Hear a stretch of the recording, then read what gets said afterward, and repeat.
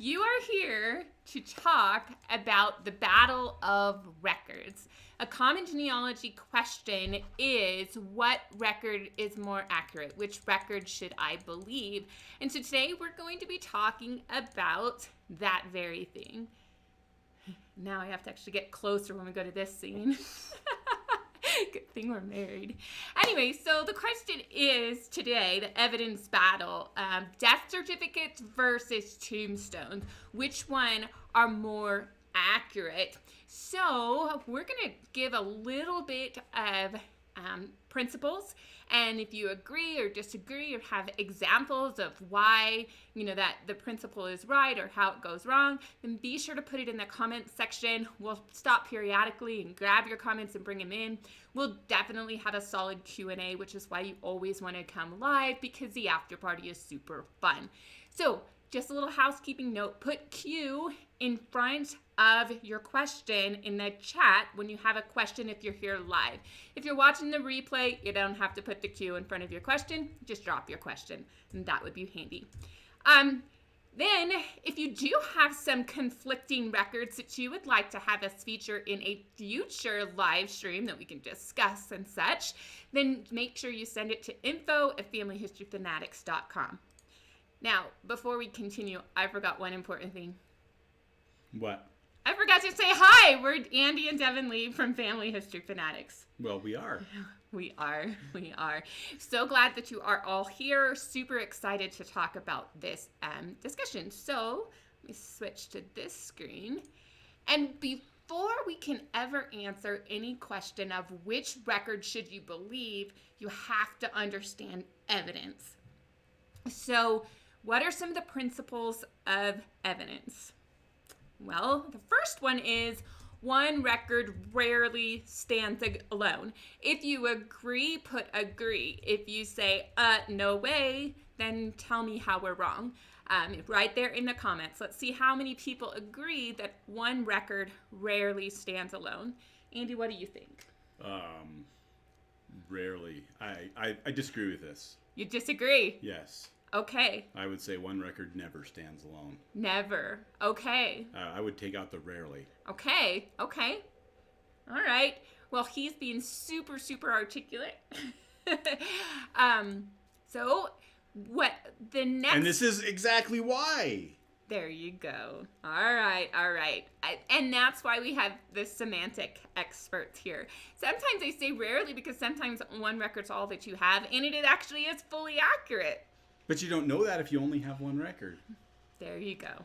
I mean, there's lots. You can't know if you only have the one. That is true. That's why lots of people agree, and now Andy has made it more perfect, because the next principle is that each record can be fallible in the way you know if it is or isn't accurate.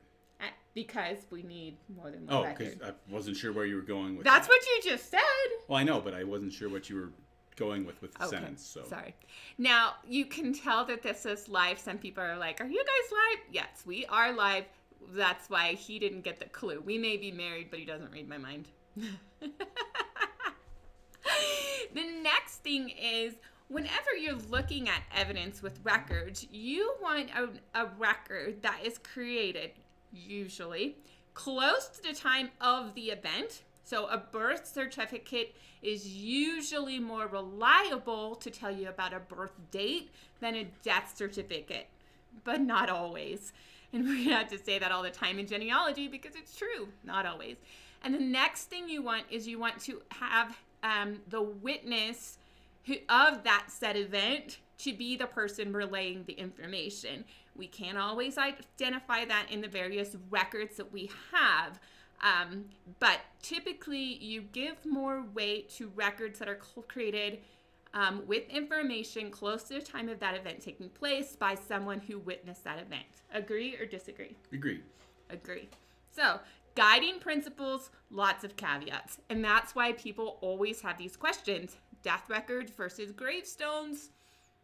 Which one's more accurate? So I see some comments. Are there any other points people wanted to chime in with before we go on? Well, there's some things just to be looking at. So Robert tells us that when my father-in-law passed away, my brother-in-law, so again, someone close to this, gave a bunch of bad information because he didn't call me.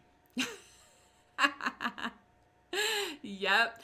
And one of the people we've had on our YouTube channel before, Peggy Laritzin, she said that she was the informant for her mother's or her father's obituary. And even though she's a genealogist, and even though she has a record, she totally butchered her obituary.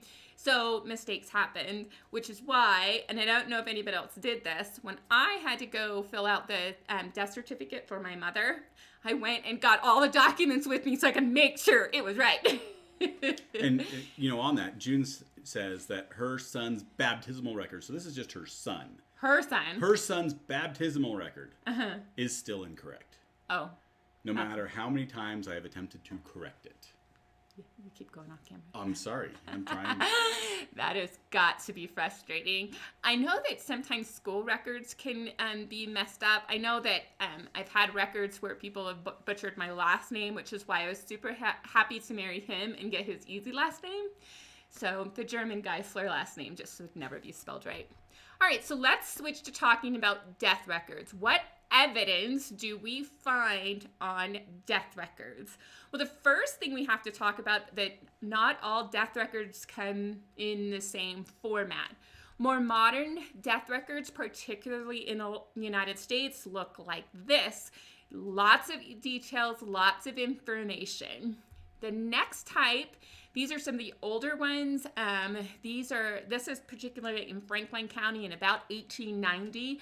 I'm in the Franklin County, Ohio records all of the time, and these are more register style. So your person is just one of the lines of those entries, and you don't have as much information as a death certificate, an individual record for an individual person.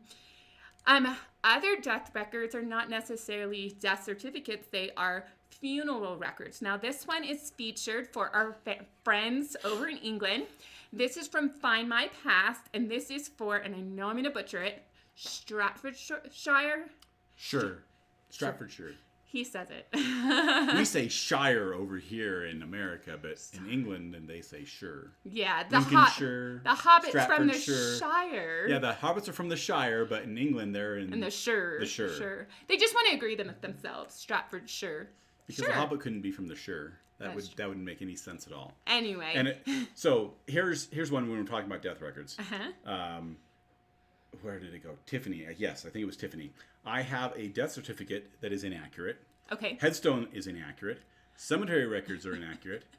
All for the same person and not inaccurate in the same way.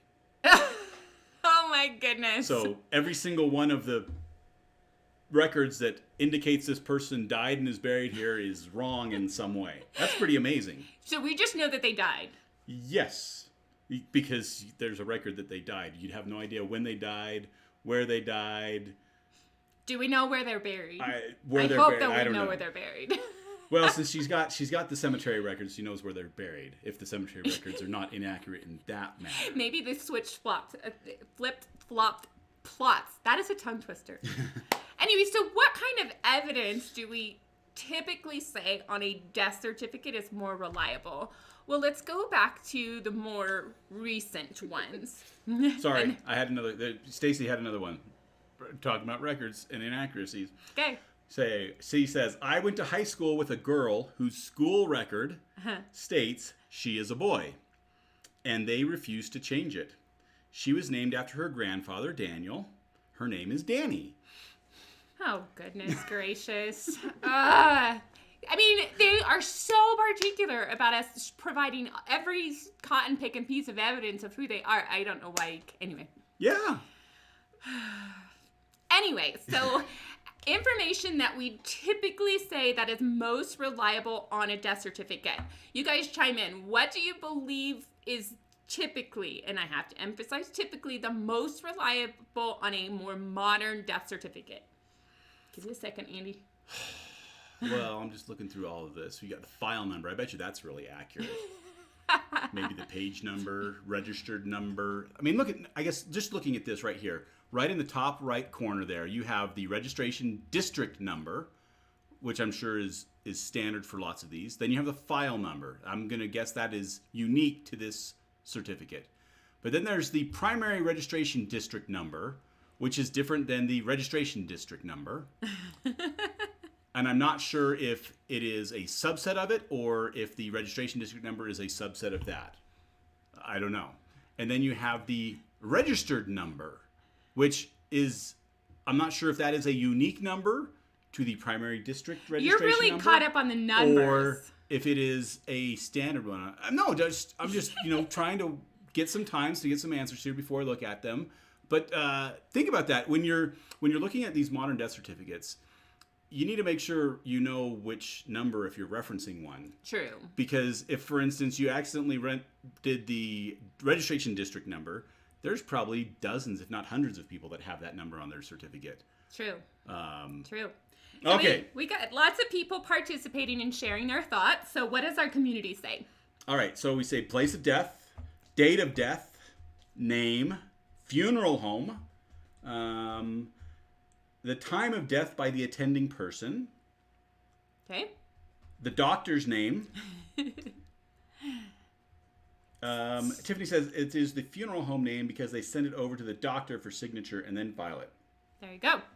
So go ahead. Death place, death date, the name of the person, the funeral home, the time of death. You'll notice a common theme here when we're talking about a death certificate. Well, yes. Okay, so with a modern death certificate that it has an attending physician or someone who is in the office of a medical practitioner, that part of the death certificate is typically considered to be the most reliable. Typically. There can be flaws, there can be errors, but the doctor signing off, and then, yes, that would be the doctor, and then which funeral home took care of things, that would also be the most reliable. Everything else on a death certificate, a modern death certificate, is provided by somebody else. It's not at the time that these events take place. So it's not a birth certificate. You don't really know who the mom and dad and the birth date and the birth location are. The occupation is supplied by somebody else who may or may not have known. Everything, their residence at the time, all of that stuff could be subject to fallacy. Now, I would actually, just from a standpoint of the doctors and stuff, I would even start to question some of that. And here's why. Okay. When you think about a hospital and you think about what is going on, and I know from the birth of my kids, because I was there for the birth of my kids, you have the child born and the doctor looks up at the clock and he says some time. Now, does the doctor write that time down? No. One of the nurses or somebody else writes that time down on some piece of paper somewhere. Now, it was probably 3 to 6 hours later that we actually got the draft of the birth certificate for us to approve. That was typed up by who knows who. And thankfully, they're asking us to approve our name spellings and all this stuff and the spelling of the baby name and all this stuff. So it's not immediate that this stuff is being recorded. Right. Now, when you think about from a doctor's standpoint, even if the doctor was filling out this certificate, when is he filling out the certificate and how many people died in between? Right. For some doctors, probably not much. Right. On the other hand, you might have a doctor that had 3 or 4 deaths that happened in the morning and he didn't get to his paperwork till the afternoon, and maybe he mixed up what somebody died of or what time somebody died or something like that. So just to throw a wrench in the, hey, what's the most accurate? Always throwing in a wrench. So again, the doctor's signature is accurate. That is the doctor's signature. We can rely on his signature, hopefully, except for with auto pens, and sometimes it might just be somebody else because the doctor says, yeah, just sign it for me, and they do. So nothing on here is real. Okay. So we're going to come and grab some of the comments a little bit later, but I want to move on to respect time. Let's go on to the next thing. So now we have cemeteries. And as people have already pointed out, cemeteries have flaws. So what do you believe in a cemetery? Well, use the cemetery for clues and be careful how you use the cemetery for clues. For instance, you might think that the last name Cox, it should be Earl Wiggins Cox. No. It's Earl Wiggins. It's just Earl Wiggins. And you're going to have to watch one of my lessons on why three men are buried in, or two men are buried in someone else's plot. So then you also have Geisler. And you would think, oh, the Geisler should be related to the Cox. And now that I've told you Wiggins, to the Wiggins. Not quite. Not quite. So it's important that you pick up the clues that are available, and then you might have to go really, really, really deep and really, really wide in order to figure out how people are related. So, but there are times when you pay attention to not only the stone, but who's buried beside them. And don't make, the person to the left is always mom and the person to the right is always dad. Well, in one case, the person in the center, and I don't think it's with this one, but the person in the center was the wife of the man who bought the plot, and he is on the left, and her second husband is on the right, and then a distant relative is the one that's far over, and the gap is somebody who lost their stone. Now, I'm not quite sure how the stone got lost. It's just not there anymore. It's supposed to be. So you do need to pick up the clues. They could help you unlock some family brick walls, but cemeteries are notorious for inaccuracies. Would you guys agree? If so, say yes. If you don't, then tell me why we are wrong. Well, I'm going to say yes. And I'm going to say why. Okay. A couple reasons why. So when we think about a gravestone, the gravestone is made after the death. Mm-hmm. Most of the time. Some of the time. Part of the time. There are people who do place their stone before they die, and they inscribe everything but their death date. The death date actually gets inscribed after death. Just absolutely. From that. So, gotta be dead before you put your stone down. The other information on there, when you think about just for normal human lifespans, the birth date, well, there's probably nobody alive for the vast majority of people that die that really knows what their true birth date is. Right. So you're relying on some secondhand document for that birth date in there. The spelling of their name. Well, they're no longer there to verify the spelling of their name. Mm-hmm. So again, you're relying on somebody else, some other document for the spelling of that name. And then you get into cases where those stones may not even be placed, carved, until years or decades later. Mm-hmm. Yeah, speaking of decades later, my grandmother Helen had passed away. Long story short, Family Feud estate got handled by somebody, and then he passed away, and then the survivors didn't have the right to keep track of the estate. That's the short version.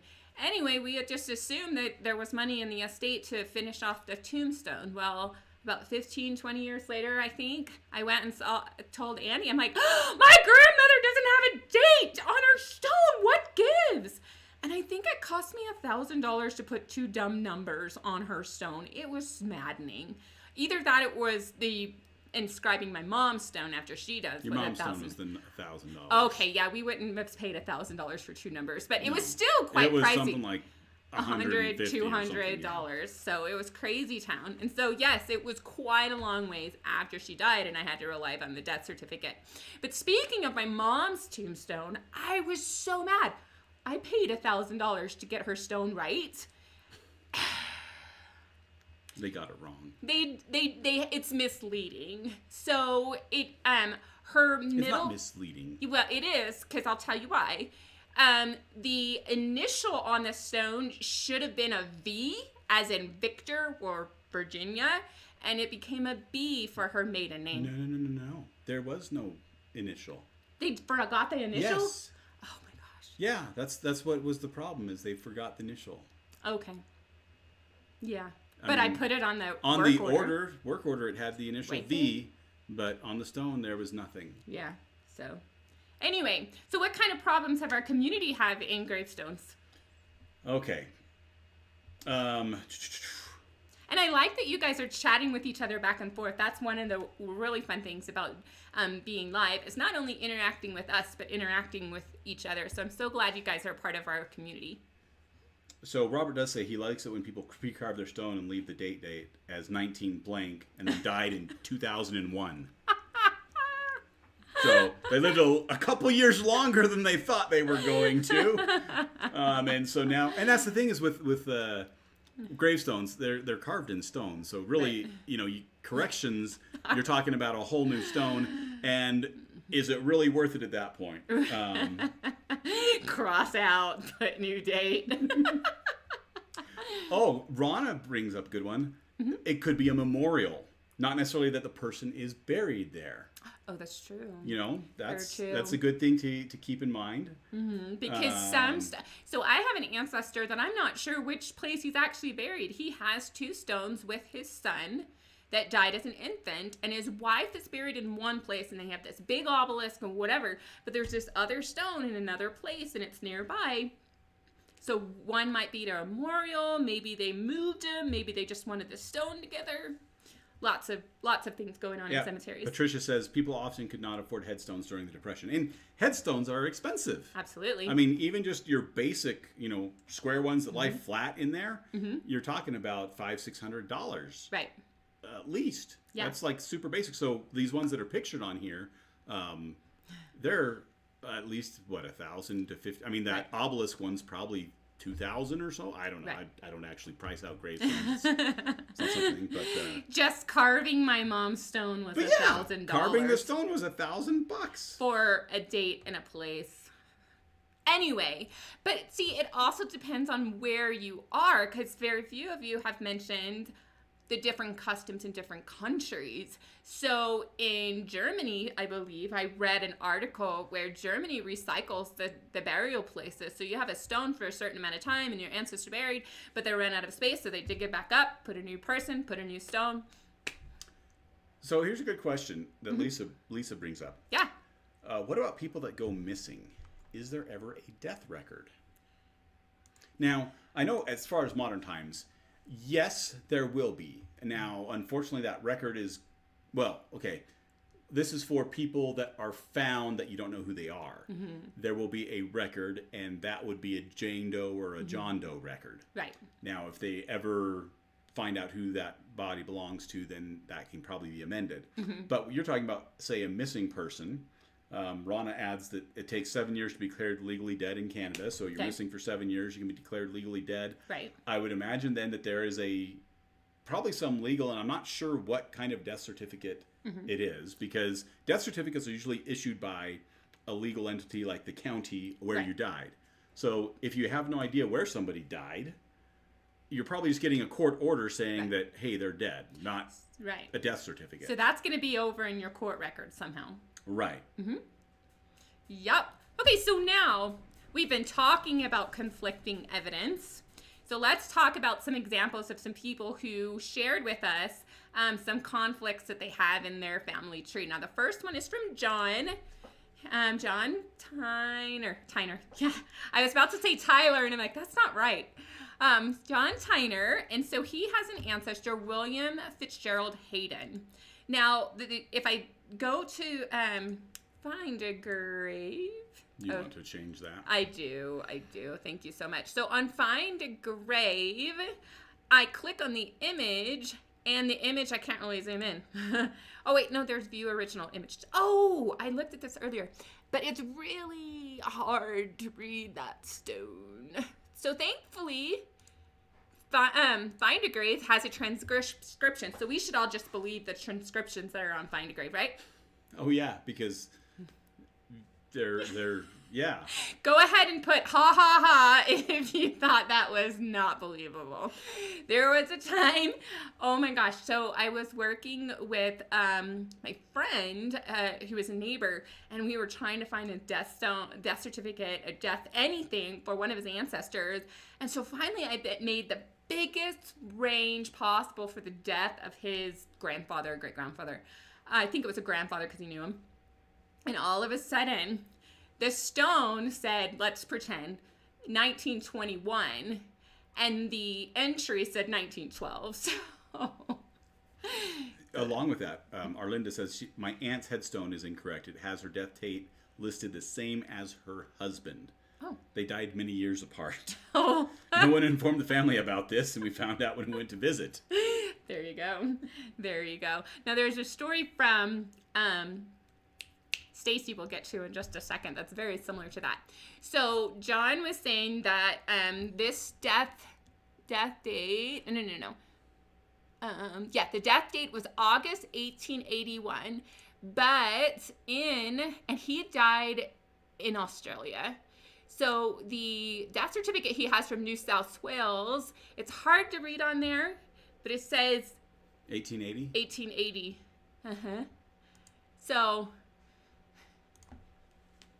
which is accurate? Well, Australia didn't actually go over to the Gregorian calendar until 1891, I think. Okay. I'm just making that up. Okay.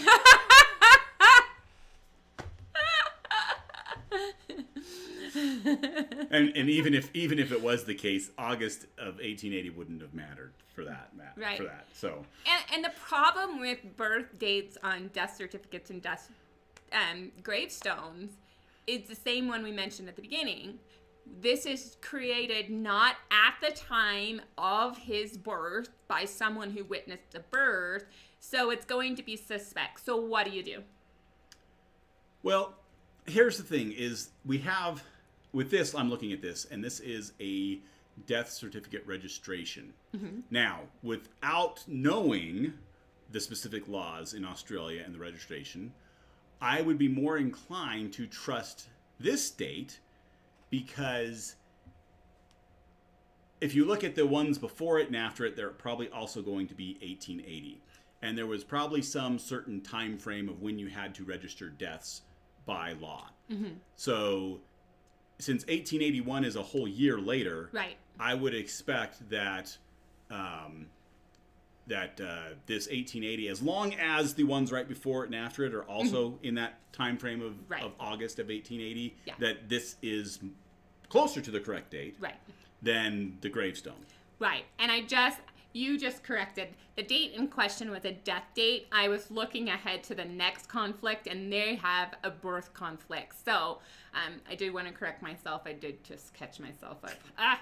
It's hard to keep everything straight when you're focused. So that is, what are you going to do in order to validate it? Well, I would then go and look for probate records. Figure out when that probate got started. Figure out when the will was signed. Or and that might help you out a little bit more. Something like a census. I mean, this is depending on when your census was taken. Mm-hmm. You might have it where this person died either right before the census, in which case they shouldn't show up in it, or they died right after the census, in which case they should show up in it. Right. There you go. Awesome. All right, so we're going to our next one. This is from Stack Exchange, a thread that was on Stack Exchange, and I found that was very interesting because in question is the birth date.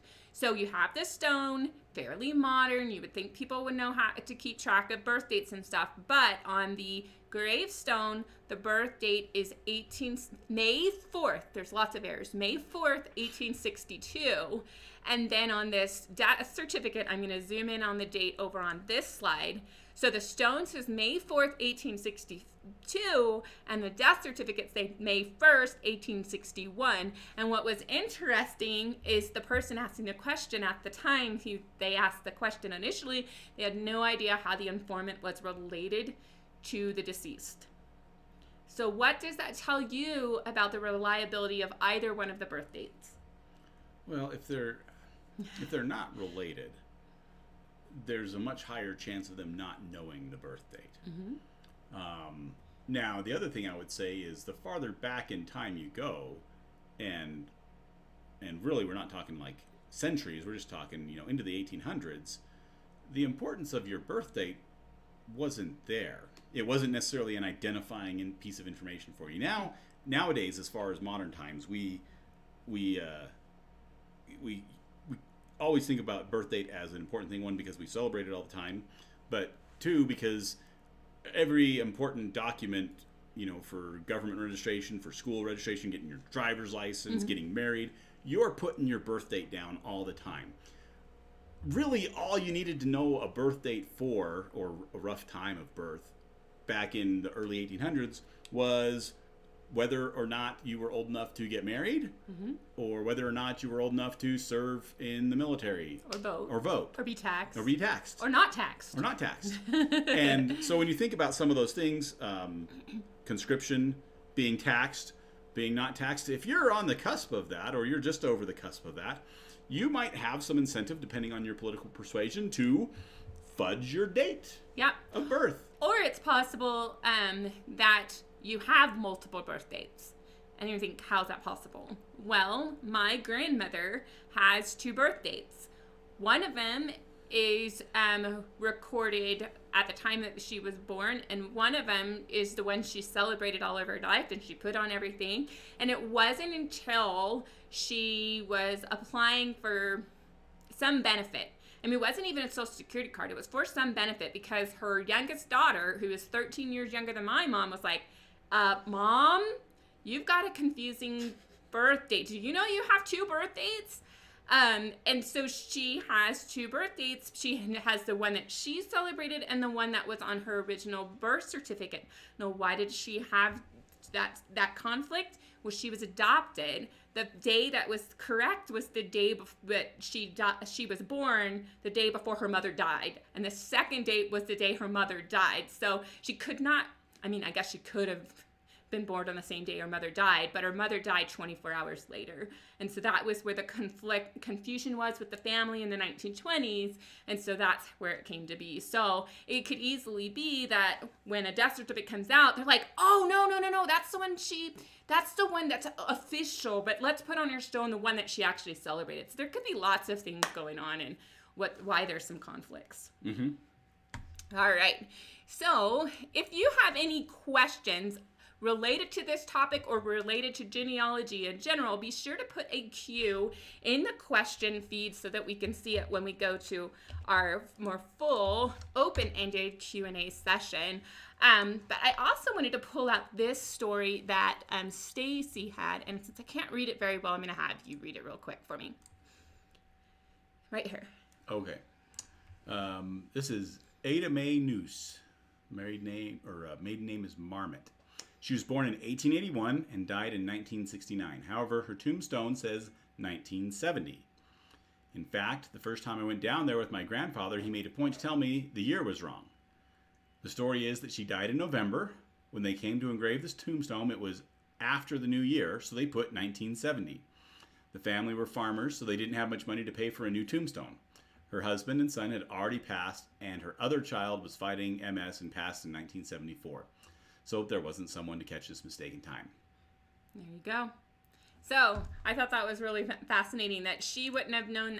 She found that out through the story with a trip with her grandfather. So now what are you going to do with this information? That's the most important thing. What are you going to do about information that you discover that conflicts? I'm going to go back over here. And my recommendation is when you come across information that conflicts and you discover the story for it, then you need to write it and put that correction everywhere you can think of. So this was going to be on the notes next to when you attach a source on Family Search to a family tree profile. When you save that, you put it there in the notes. There's a collaborate section and a notes section on Family Search. You put it right there. If you're writing a family story, put it in that family story, distribute that family story far and wide. You can do the same thing on WikiTree. Greg in our community is very familiar on how to do that. You can put that on Ancestry, though most people don't look for your notes on Ancestry. Shame on us. But when you figure out the story behind the conflicts, then go ahead and put it out. And sometimes you're just going to have to pick a date and put it on your chart. And just tell people why you are choosing that one. It may or may not have been resolved why that one's accurate, but just give a reason. I'm choosing this one because it was created like we talked about with the New South Wales entry, and put that information in. And then do your best not to fight with people over that decision, because some other people used another date because of their valid reason. In the end, we want to know that they died and roughly about when they died, and that's kind of good enough. All right, so to wrap up the main section of this video, if you want to learn more about evaluating evidence, I want you to check the links in the description or the videos that's going to pop up on Andy's face. And then if you want to see our latest video, it'll be down here. Right by my chin. By his chin.